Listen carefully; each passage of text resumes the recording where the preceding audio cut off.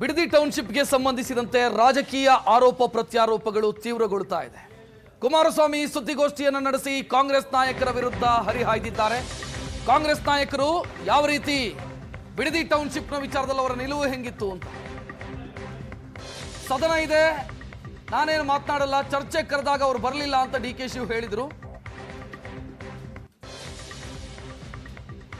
ಈಗ ಚರ್ಚೆಗೆ ಆಹ್ವಾನ ಕೊಟ್ಟ ವಿಚಾರಕ್ಕೆ ಸಂಬಂಧಿಸಿದಂತೆ ಡಿ.ಕೆ. ಶಿವಕುಮಾರ್ ಅವರು ಮಾತನಾಡಿದರು. ಬಿಡದಿ ಟೌನ್ಶಿಪ್ ವಿಚಾರಕ್ಕೆ ಬಹಿರಂಗವಾಗಿ ಚರ್ಚೆ ಮಾಡೋದಕ್ಕೆ ನಿಮಗೆ ಸವಾಲ್ ಹಾಕಿದ್ದಾರೆ ಸರ್. ಬೈರಮಂಗಲಕ್ಕೆ ಬನ್ನಿ ಅಂತ ಕೇಳಿದ್ದಾರೆ. ನಾನೇನು ಮಾತಾಡೋದಿಲ್ಲ, ಕರೆದಾಗ ಬರಲಿಲ್ಲ. ಅಸೆಂಬ್ಲಿ ಇದೆ, ಅವರ ಅನುಭವಿ ರಾಜಕಾರಣಿಗಳ ಹತ್ರ ಮಾತಾಡಿಸ್ಲಿ, ಉತ್ತರ ಕೊಡೋಣ. ಕೆಲವೊಂದಿಷ್ಟು ದಾಖಲೆ ಬಿಡುಗಡೆ ಮಾಡಿದ್ದಾರೆ ಸರ್ ಅವರು. I wish them all the best. Good 400 ಜನ ಬಿಡದಿ ಟೌನ್ಶಿಪ್ ವಿಚಾರಕ್ಕೆ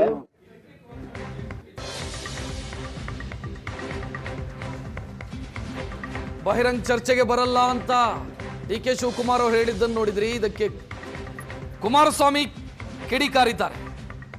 ಬಹಳ ಬಿಸಿ ಇದ್ದಾರೆ, ಸರ್ಕಾರ ನಡೆಸಬೇಕು ಅಂತ ವ್ಯಂಗ್ಯವಾಡಿದ್ದಾರೆ. ಪೇಮೆಂಟ್ ಕೋಟಾಗಳನ್ನೆಲ್ಲ ನೋಡ್ಬೇಕು ಅವರು. ಸದ್ಯಕ್ಕೆ ನೀವು ಯಾವಾಗ ಫ್ರೀ ಆಗ್ತಿರೋ ಆಗ ಚರ್ಚೆಗೆ ಬನ್ನಿ ಅಂತ ಕುಮಾರಸ್ವಾಮಿ ಆಹ್ವಾನ ಕೊಟ್ಟಿದ್ದಾರೆ. ನೀವು ಸಮಯ ಕೊಡಿ, ನಿಮ್ಮಷ್ಟು ಬಿಸಿ ನಾನಿಲ್ಲ. ನಾನು ಏನು ಹೇಳಿದ್ದೀನಿ, ಹಿಂದೆನೂ ಏನು ಹೇಳಿದ್ದೀನಿ ಬ್ರದರ್, ನಾನು ಹಿಂದೆನೂ ಅವ್ರಿಗೆ ಸಮಯ ನಾನು ಅದನ್ನೇ ಹೇಳಿದ್ದು. ನೋಡಪ್ಪ, ನಾನಂತೂ ಆರಾಮಾಗಿದ್ದೀನಿ. ನಿಮಗೆ ಭಾಳ ಯಾಕೆಂದರೆ ಸರ್ಕಾರ ನಡೆಸ್ತಾ ಇದ್ದೀರಿ, ಹಲವಾರು ರೀತಿಯಲ್ಲಿ ಇವೆಂಥವು ಟೇಪಿಗೆ ಇಟ್ಟಿಟ್ಟು ಮೆಜರ್ಮೆಂಟ್ ಇಟ್ಟು ಮಧ್ಯರಾತ್ರಿ 12 ಗಂಟೆ ರಾತ್ರಿ 1 ಗಂಟೆ ರಾತ್ರಿವರೆಗೂ ಕೆಲಸದಲ್ಲಿ ಬ್ಯುಸಿ ಇರ್ತೀರಪ್ಪ. ನೀವು ಅದೆಲ್ಲ ಬಿಟ್ಟು ಯಾವಾಗ ಸ್ವಲ್ಪ ಸಮಯ ಮಾಡ್ಕೊತೀರಿ, ನೀನೇ ಕೊಡಪ್ಪ, ನೀವೇ ಕೊಡಿ ಡೇಟ್ನ, ನಾನು ಬರ್ತೀನಿ ಅಂತ ಹೇಳಿದ್ದೀನಿ. ಈಗಲೂ ಅದೇ ಹೇಳೋದು, ನಾನು ಫ್ರೀ ಇದ್ದೀನಿ, ಯಾವ ಬೇಕಾದ್ರೂ ಬರ್ತೀನಿ ಅಂತ ಅವತ್ತೂ ಹೇಳಿದ್ದೀನಿ. ನಾನೇನು ಬರೋಲ್ಲ ಅಂತ ಹೇಳಿಲ್ಲ, ಯಾಕೆಂದರೆ ಬ್ಯುಸಿ ಅವರು, ಅವರಷ್ಟು ಬ್ಯುಸಿ ನಾವಿಲ್ಲ. ಅದರಿಂದ ಅವರು ಆ ಬ್ಯುಸಿ ಶೆಡ್ಯೂಲ್ನಲ್ಲಿ ಸಮಯ ಫ್ರೀ ಮಾಡ್ಕೊಂಡು ಬಂದರು, ನಂದೇನು ಯಾವಾಗ ಬೇಕಾದ್ರೂ.